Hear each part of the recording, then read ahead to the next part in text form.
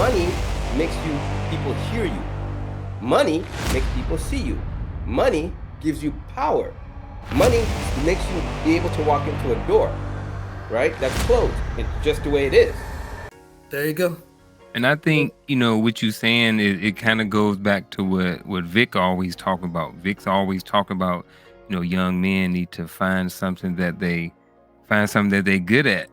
You know what I mean? I know he like that. Go ahead and chime in, Vic. I know you got something to say about that. Hey, no, I don't have to say nothing. I wrote 2 books. Y'all just want to listen to y'all talk. I ain't gonna do nothing but promote the book. I'm gonna wait, but since I'm here. Yeah, now I want to hear it. Yeah. So K Rice, hey man, it's a pleasure to talk to you again. I think we spoke probably about 2.5 years ago. At least I saw a video. I felt like I was talking to you. I think that's what it was.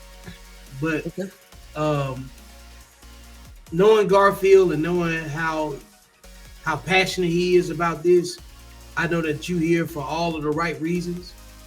I know a lot of stuff that's implied is going to get explained just based on the fact that you're present. So I'm very appreciative of the fact that I get an opportunity to talk to you in front of, whoever's going to watch this at some point. But yeah, when it comes down to it, you can only be what you're good at. Like you're from Mississippi, right? Yes. I'm from Alabama. Okay. So like being black in the South is way different everywhere else, right? Yes. Your only ticket out is going to be good at something. And if you ain't no athlete, no entertainer, you ain't no good coke boy, where you can finally go build a network that takes you out of wherever you at, you can't just go to public school, get good grades, and then somebody's going to love you. You know what I'm saying? Yes. You have to go do something. In order to do something, you have to be good at something. Correct. So what were you good at that created your opportunity to take in new information? You know what I'm saying? Like before you joined the military, right? The military is every black man in the South second to last option. You know, was mine. Like it's straight up. Like it's like I ain't no street dude, so let me go down into this MEPS. Yep. Let me go holler at this recruiter, right? Or even if you're a street dude and you smarter than the other street dudes you with, you like, they gonna get locked up. They gonna be wearing somebody's uniform at some point, right? So we probably represent that. You know what I'm saying? At its purest form, we have a lot of what it takes to move around in the streets, but we have enough understanding of the natural world that the outcome is going to be better based on this decision than that decision, right? Right. So what decision did you get to as a man that's from Mississippi that said, I need to join the military? Like, what was that conversation before you did that? Because that's key to discovering what you're good at, because you had to be good at something, but even before you got to that point. Well, I think, I was an athlete, and, when you're good at sport, they put you as a captain. So you then, next thing you know, you're leading men, or, we not men, we males, but we we still children, but we males. So the leader. RuPaul drag race, some leading men. Yeah. But, and I found that like one thing is that I talk to everybody. Like if I'm use sports, for example, like I don't look at everybody got gifts and talents. I look at everybody as the same. I'm cool with everybody on the team. I give you that. There's some guys better, even the worst guy on the team, it might just be a water boy. I give them the same amount of respect, and I'm a friend to them all. So I think just being a family person, being a friend, you're gonna come across a lot of people in your lifetime, and good and bad. You can influence people. Some people can influence you. I had friends that went to prison or whatever, but they still my friends though. They're not. I'm never gonna like put them out of my circle because of what decision, mistake they made in their life. But I just found how to to network and interact with everybody. So as being in the military, playing sports learned me how to interact with everybody with different levels, different talents, different gifts, and then I was able to transfer it over to the military. You meet a lot of people. Go ahead, Vic. So I'm about to say, how important is the team concept at the at just the recreational sports level, and how did that translate to your ability to be effective in the military? and become a leader? Well, it's just like you don't want to let your buddy down. So as a team captain, whatever I am, I'm gonna give you my best. Whatever the outcome is gonna be, I'm gonna give you my best. You give me your best too, Vic. I'm looking at you. I'm looking at you in the eyes tonight. You give me everything you got. Don't let me down. And I trust that you're gonna do the same. You ain't willing to give. That's the bottom line, right? That's the main thing. So Yes. like, you have to be put in a position where you're willing to sacrifice. Yes. In front of men, and say, hey, look, this is my soul. I'm bearing it to you, right? Yes. It's a lot of people don't get a chance to be in that position. So like when you get that, it's a privilege at some point, because you start recognizing when you leave that everybody can't replace you, right? Correct. But you still got the responsibility to build them up so they can replace you. Yes. That's a different type of obligation, is it not? I believe that is. Yes. So like, I already know where you're coming from. You know what I'm saying? I appreciate what you've done. I appreciate the work you've done, you know what I'm saying, both in uniform and out, and that you continue to do, because being a person of service is a commitment. It ain't got nothing to do with the military. The military is just a resume bullet. Yes. Because you got to be born to do you know what I'm saying, to be in this type of conversation. But you got to find your place in it too. You know what I'm saying? Because that's what leadership is, right? Definitely.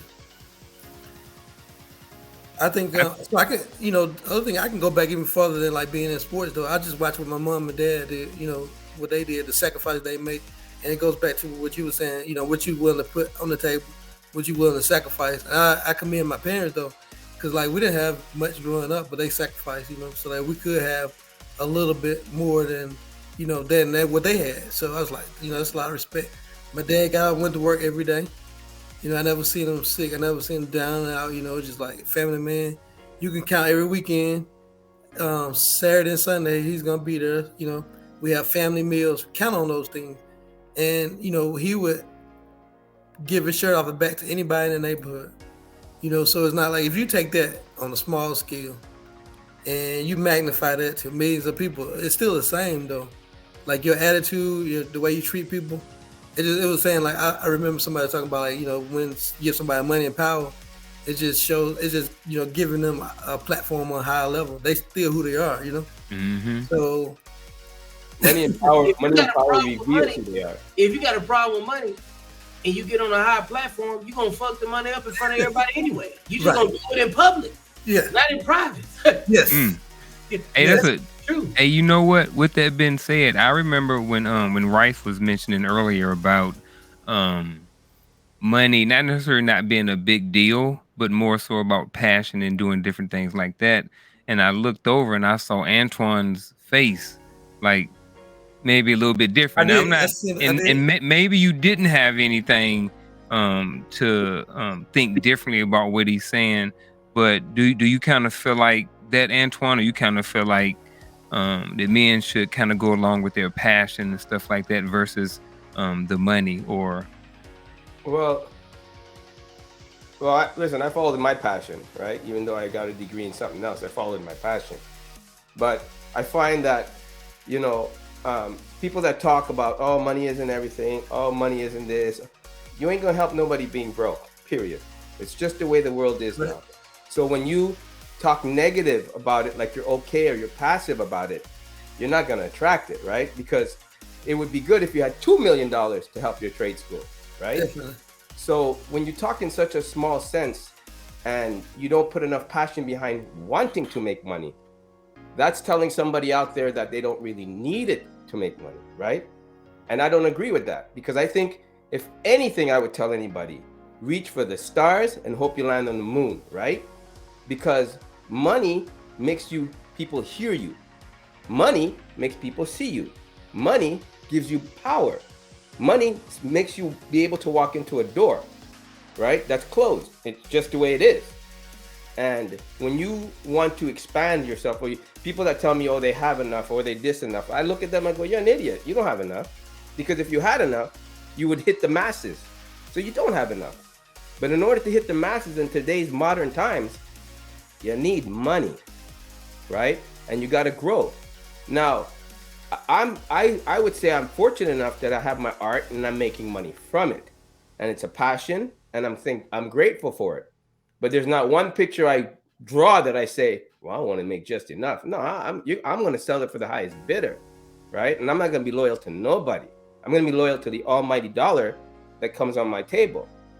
Like I was telling Garfield today, I spent $200 just today on my new pencils, and I'm thinking, Jesus Christmas.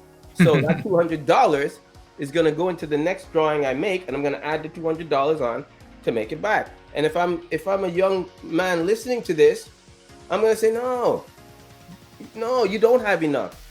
No, your house isn't big enough because you're shooting too small. And if you want to be heard, you got to shoot bigger than that. You want a trade school. Why not have a big sign instead of a small one? You know, as minorities, we always think so small within a box. It's like, long story short, I was telling this guy who started off a little valet thing, a Mexican guy, doesn't speak English too much, but he started off this little valet thing. So I'm like, he goes, yeah, I do enough. I got this parking lot here. And I'm like, dude, you got like 4 cars, man. Why don't you go for start expanding? You think so? I'm like, yeah, start putting people in different sections of hotels. Hotels always do valet. Talk to the guy, the maitre d'. Say, listen, you started this company, you have a valet service, and you're willing to bring your service over here. Don't stick to just a parking lot. What are you doing?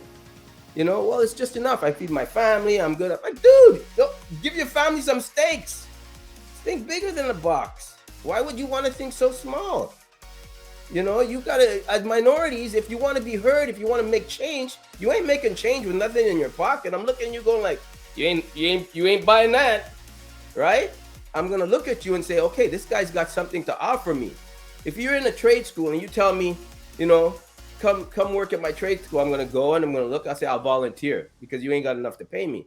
But if you say come look at my trade school and you get to bring in the clientele, you get to bring in the students, you get to help people, you get to give them. Now you're talking. Now I'm like, okay. And it's the same thing I told Garfield. I said, Garfield, if you're going to do this show or this channel as a rinky-dinky thing, I'm not the guy. I'm not. But if you're going to want to make it grow and make change and talk to the masses and expand and make a lot of money, I'm in 100%. Because that's the level I want to think at. You know what I mean? Why go for a Honda when you can get a Mercedes? I'm sure, why do you think people that sell real estate, they don't pull up in a Honda? They'll even rent a Mercedes to make them look like they do things, right? Because it's more respect behind it. No, I ride a Hyundai. I do real estate. I don't care if you're in real estate. I know people in real estate. I deal with real estate people. That's my clients are real estate. They put it up. They put my drawings up on the wall. I'm gonna tell you, if they pull up in a suit, if they're selling a Beverly Hills mansion, and they pull up in a little tank top with a rinky-dinky Honda, you really think I'm going to take you serious? Like, I'm going to look at you and go, how good can you be? That's all I'm going to say to myself. I'm going to say, yeah, I don't know about that one, right? I'll hear you out. But I tell you one thing, the next guy that pulls up to sell my house is in a suit with a nice car, and he has the backing, and he shows me things that I need to see that I know I can verify. Come on.